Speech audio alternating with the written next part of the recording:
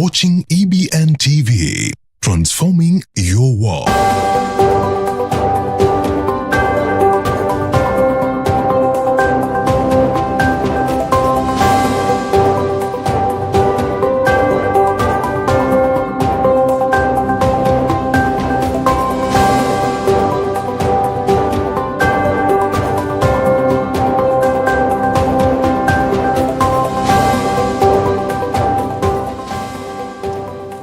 Approximately 3 months ago, Deputy President Adika and Azimio leader Raila Odinga met in Nyandarua County for the burial of the late Mukami Kimathi. Well, today, the two leaders returned to the county for the burial of Brigadier Kiboko.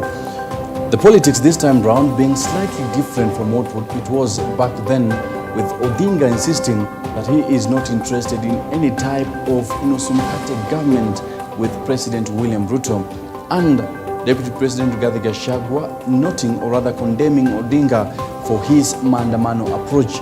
Well, we've got this and many more on tonight's weekend edition right here at EBN. My name is Sammy Adika, and starting us off in Kisii County, President William Ruto has called on Kisii County residents to sideline calls for maandamano that seeks to compel the government to reduce the high cost of basic commodities and rather join the government in its quest to implement its development agenda, promising Kisii County residents of new roads, water projects and construction of new markets.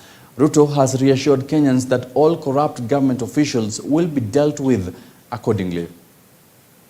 Waulize hata nyinyi watu wa Nyamasege, hata kama wewe uko na ujuzi kiasi gani, hata wewe ni hodari kiasi gani, ukivaa sufuria kwa kichwa, bei ya unga itateremka chini.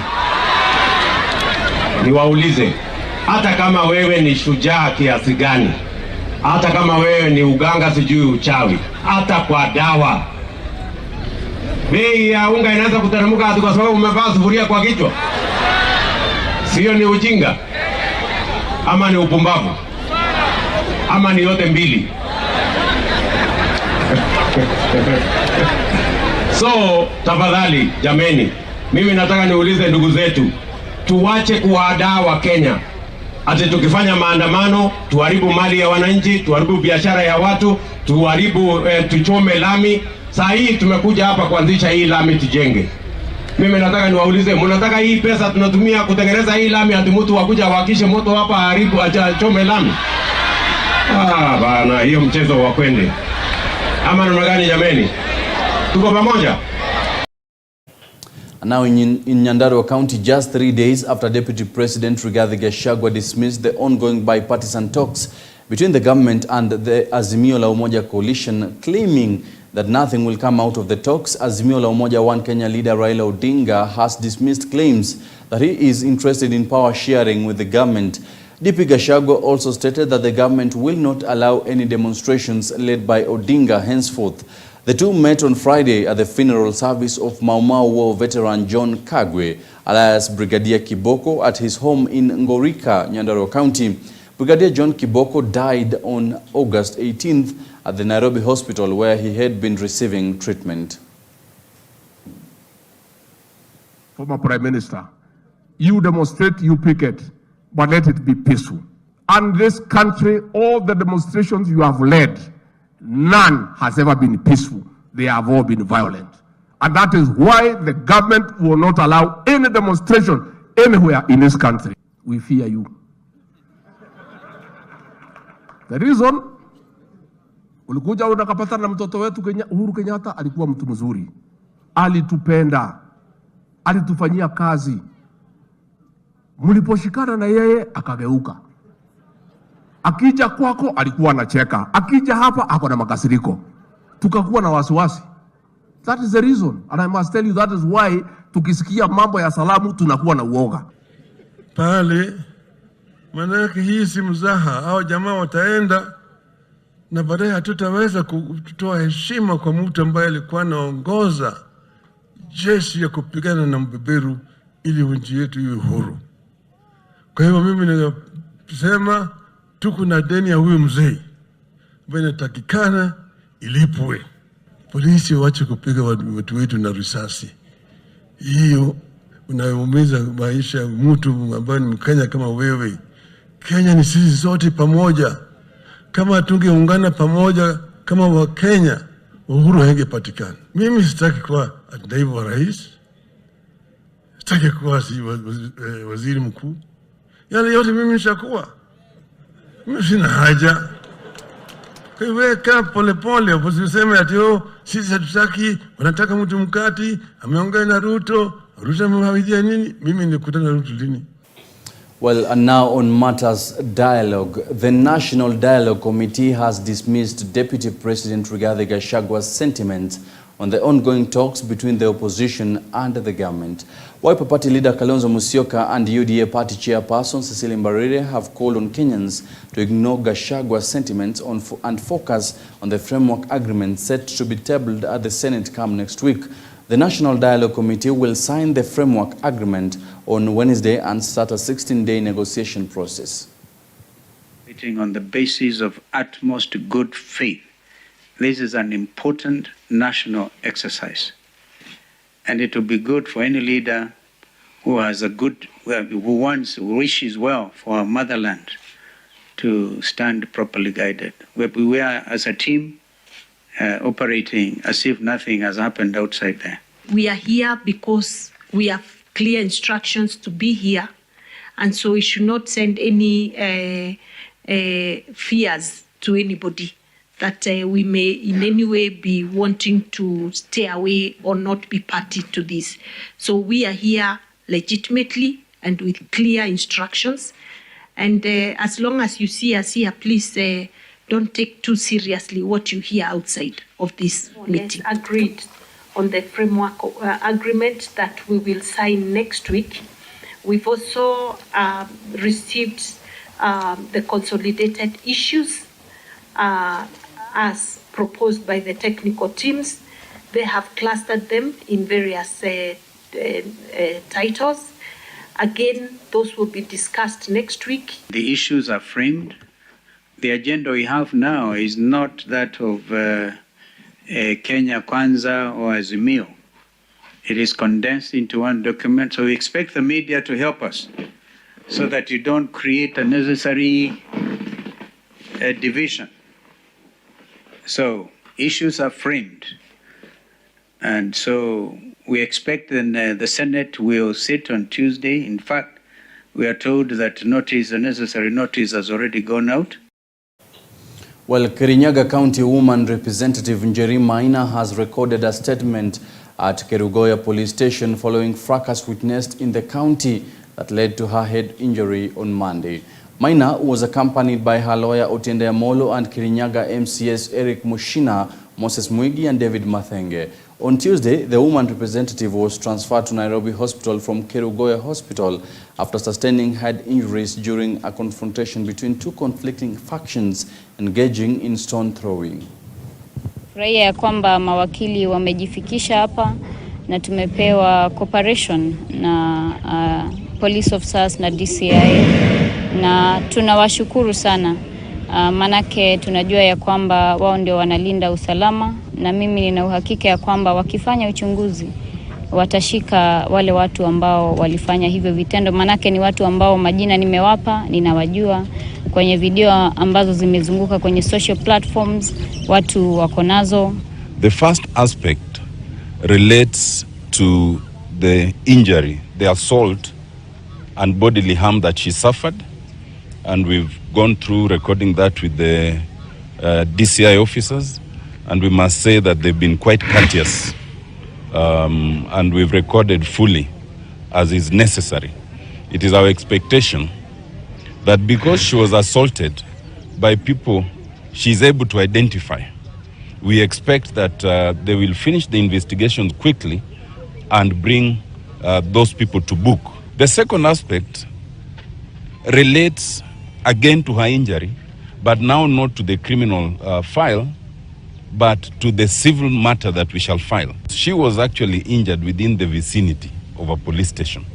Now, we want our police stations to be places where citizens feel protected. Now taking a look on matters agriculture, Deputy President Rigathi Gachagua has called on members of parliament to swiftly work on the proposed bills that seeks to facilitate coffee subsector reforms. In a meeting with the Deputy President, National Assembly members and Senate agreed to work together and fast-track various legal frameworks that seeks to prioritize coffee farmers. The legislators pledged to work on amending the coffee bill pending at the Senate and the Cooperatives Act. The President has already instructed that the National Treasury is on standby. In case these cartels refuse to buy coffee to create an artificial crisis to stop us from the reforms, the National Treasury will set aside money to buy coffee from the farmers as we push these reforms. So I want to tell these cartels that trick of stopping to buy coffee to create a crisis will not work.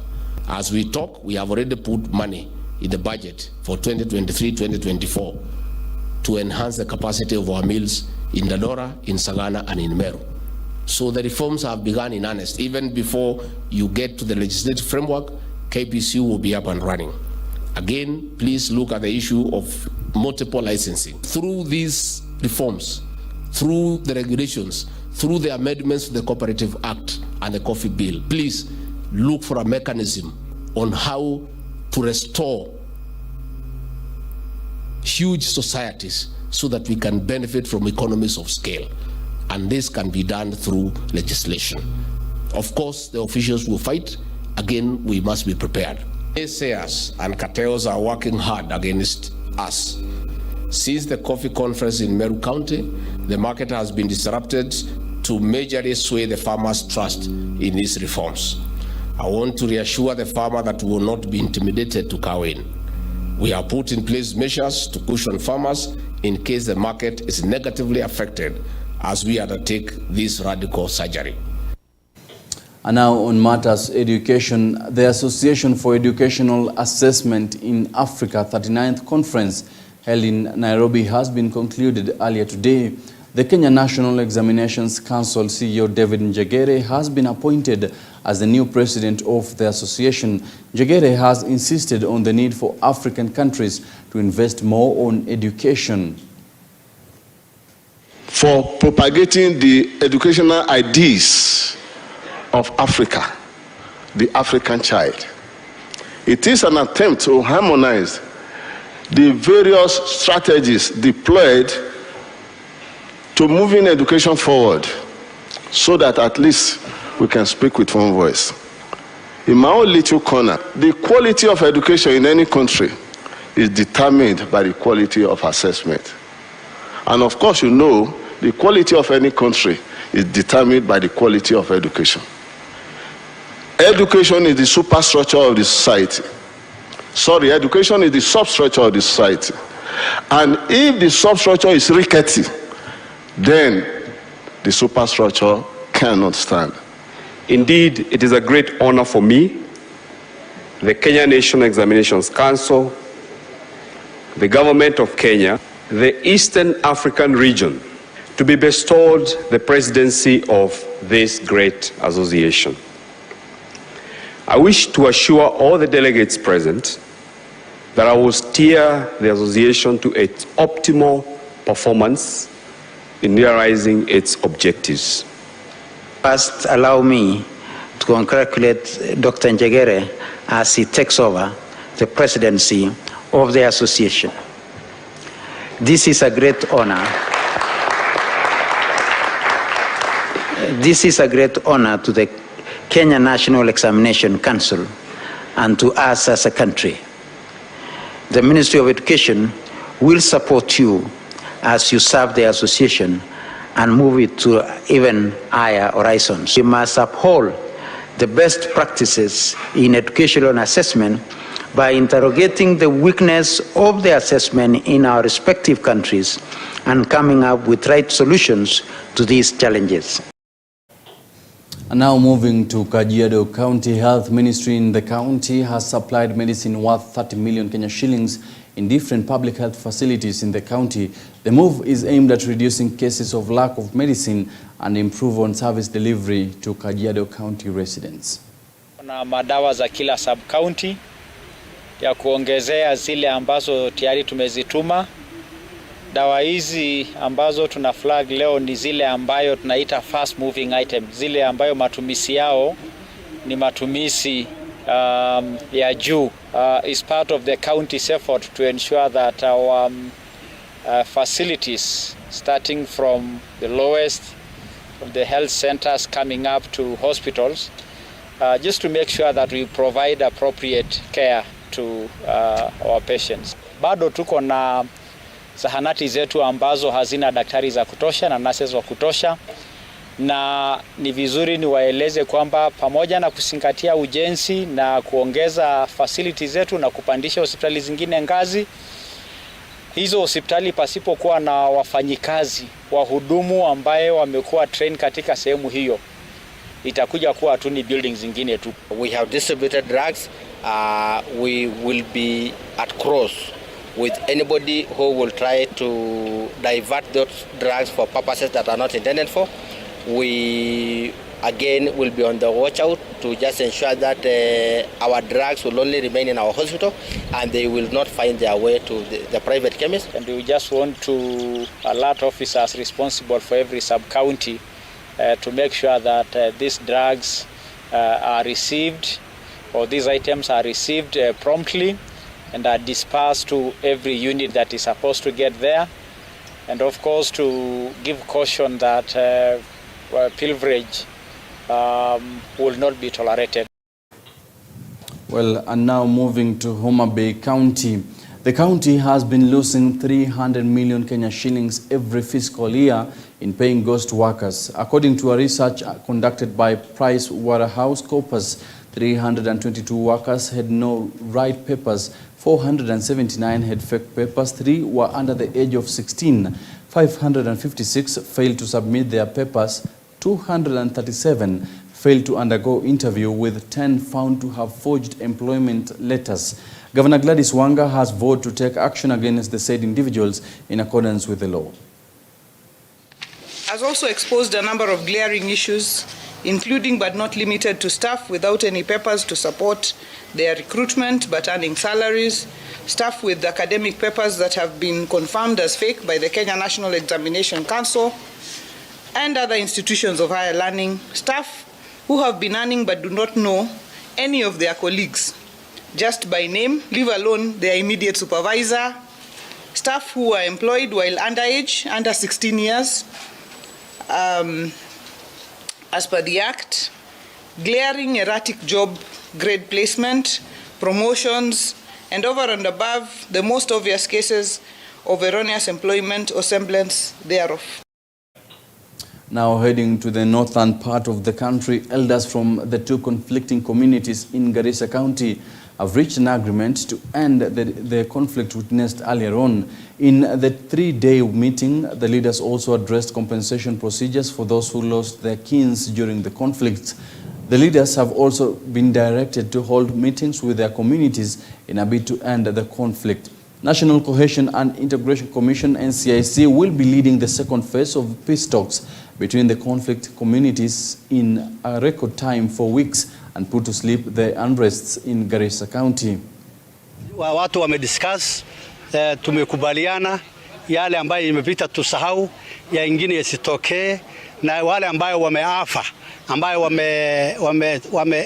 wamekufa, ile vile ya desturi ya kulipa ridhaa ambayo ni desturi hata ni ya sheria ya Kiislamu, lakini tunatumia desturi ya kifamily, tutumie ama namna gani, alafu mambo ingine mbaya isitokee. Tumeona amani ndio muhimu, vita hana maana na matuzoea mingi. Sasa jana wazee, maulima na hawa commission, tunashukuru pia idara zao walikuja wanakutanisha wale wazee, maulima wote wamekutana jana, tumechukua amani. Na hawajaachilia hapo, wanaelekea mashinani mpaka kwa sub counties ili watangaze ile amani wameshukua. Kwa hivyo sisi kama tume tumeshuhudia hiyo agreement ambao wamefika jana, na tumearifiwa vile ambaye wameifanya. And religious leaders in Lamu have condemned the attacks witnessed in the county that left 2 dead and property worth millions destroyed. The leaders now want the government to put to sleep the cases of attacks and reassure the county residents of their safety before allowing them resume their normal life. Jambo hili la kigaidi ni jambo ambalo tumekuwa nalo kwa muda mrefu. Kwamba sasa imeendelea sana kwamba yafanyika kila baada ya siku chache inarudiwa tena. Na siku zote kumekuwa na mazungumzo yakitajwa kwamba ni siasa, mara wanasema ni dini, mara yasemekana ni mambo ya mashamba. Lakini watu wa sasa imechukua na dimension nyingine kali kwamba makanisa yanachomwa na watu wanatafutwa hasa Wakristo kuuawa. Matukio haya si mazuri na hatufurahishwi nayo, na tungependa serikali iweze kuchukua hatua inayohitajika kuhakikisha matukio haya hayaendelei tena, ili watu wasiendelee kufa, mifugo na mali iache kuendelea kuharibiwa. Na jambo hilo si nzuri, na hiyo ndio inasema kwamba wende kaanza kuleta uhasama wa Kristo kuonekana kwamba mali yao ya chomwa, kanisa la chomwa. Huo ni uchokozi wa hali ya juu, na ningeomba ya kwamba wahusika waweze kukoma na waweze kuacha jambo hilo mara moja. Familia nyingi, wanawake wanaachwa kuwa wajane na watoto mayatima wamejaa. Kwa hicho kipindi cha miaka 10 wamekuwa wajane wengi, mayatima wengi, ambayo sasa unakuta kwamba maisha yao yanakuwa na shida, yanakuwa na mashaka. Ni jambo ambalo limekuwa likivunja moyo watu tu sana, na watu wengi haswa jambo la uchumi.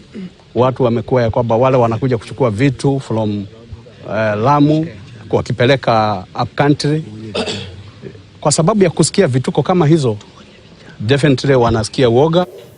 And in Samburu County, Chief Justice Martha Koome has launched a new court in Maralal, Samburu County.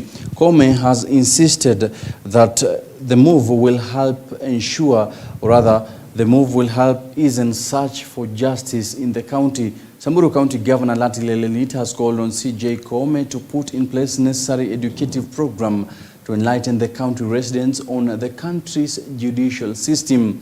Samburu County residents have lauded the move, noting that it will help curb emerging disputes. The benefits of these alternative approaches to justice cannot be overstated because they save time, like everybody has said. They reduce the burden on our courts and also foster a sense of ownership among the disputing parties. Tumeshukuru kama wakazi wa Maralal kwa sababu mimi kwanza mahali nimetoka mahali inaitwa Ngari. Tumekuwa na kitu ambayo tulikuwa tunaita mbeleni group branch, na kwa sasa tumeweza ku subdivide kwa ile former administration ilikuwa inaongozwa na PS alikuwa anaitwa Maragori, na wakati tulisubdivide hizo mashamba iliweza kutuletea shida kubwa sana kwa sababu watu maskini ambayo walibakisha mbuzi kidogo na ng'ombe kidogo kwa sababu ya ile kiangazi ambayo imekuwa hapa kwetu Samburu. Tumekuwa tukiuza hiyo mbuzi kidogo na ng'ombe kidogo kujaribu kwenda kutafuta haki ya mashamba yetu. Kwa hivyo ni ukweli itapatikana, na tunainua High Court, tunainua Supreme Court, hata kama Lenaola kwa sababu nilika yetu, na hata Martha Koome, na hata pia Mungu tutahakikisha tumeinua na tunafurahi. So ni wazee ambao wako na uwezo, wako na maono, na watafanya hizi kesi sote ya jamii. And 10 chief executive officers in Kwale County have earlier on Friday signed a performance contract agreement for the next 1 year. While leading the exercise, Governor Fatuma Achani has insisted that she will follow up on the county leaders who will fail to perform as expected. The signed performance agreement is aligned to the needs of Kwale County residents. Yale yote tunatia mkataba hapa ni yale ambayo nyinyi wenyewe muliamua yaweze kufanyika katika kaunti ya Kwale, na zaidi jukumu letu sisi kama wananchi, mstahiki gavana, ni kuhakikisha kwamba tunatia mkazo kuhakikisha huduma mashinani inapeanwa bila ubaguzi, kwa hali inayofaa na kwa hali inayostahili. Wao wameweka sahihi na pia mimi nimeweka sahihi yangu, na sahihi yangu haiendi patupu. Lazima kazi.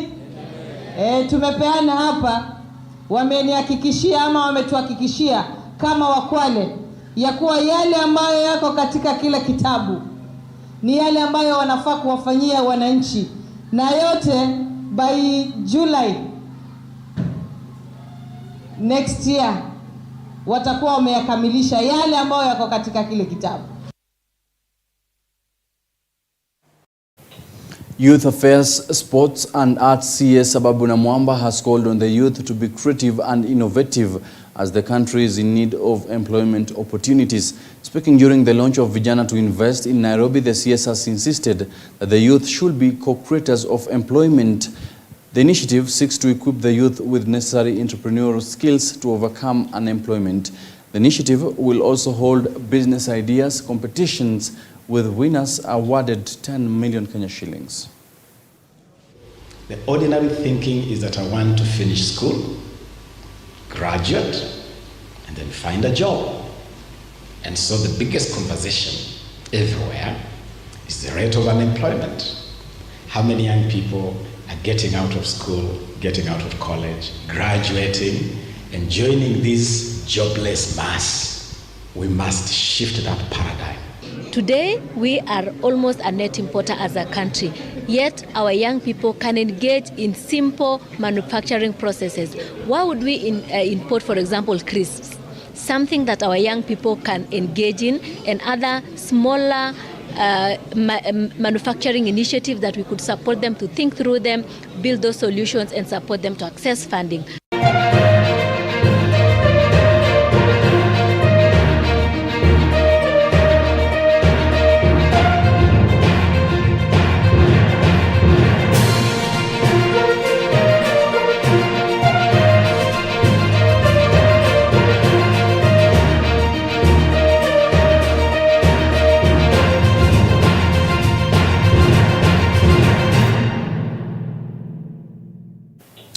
And now, the World Athletics Championships in Budapest continue to captivate sports enthusiasts worldwide as athletes from across the globe push their limits and strive for excellence on the track and field. The latest updates from the event reveal a thrilling medal table. Our sports reporter Refansh Sikuku brings us this and other stories. United States has maintained its dominance in the Athletics Championship in Budapest, Hungary, with an impressive collection of 19 medals, including 7 gold, 6 silver and 6 bronze. Spain is in the second place with 4 gold medals. Jamaica's sprinting legacy secures them third place with 2 gold, 3 silver and 3 bronze medals. Kenya in the 8th place has 1 gold, 1 silver and 1 bronze. Malkia Strikers achieved a victory in the 2023 African Championship final held in Yaoundé, Cameroon on Thursday. The volleyball team claimed their first continental championship title since 2015 after a 3-set win against Egypt during the gold medal showdown. Meanwhile, in the contest for the bronze medal, the host nation Cameroon managed to overcome Rwanda in a hard-fought match. By Wissa. On the other hand, Mauricio Pochettino is gearing up as he sets sights on securing his first Premier League win as a Chelsea manager.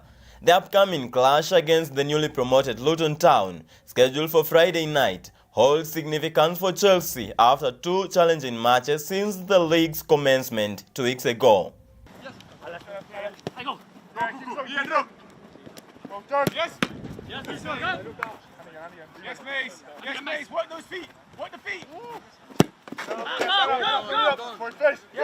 Meanwhile, Liverpool is set to host Newcastle United at Anfield on Sunday. Despite a recent injury during the match against Manchester City last Saturday, Newcastle's midfielder Joe Linton is ready for action. On the Liverpool side, Trent Alexander-Arnold, who experienced a minor injury in the Bournemouth game, has been given the all-clear to play. However, uncertainty surrounds Ibrahima Konate's availability due to a muscle issue. Unfortunately, Curtis Jones and Thiago Alcantara are still unavailable due to ongoing injuries.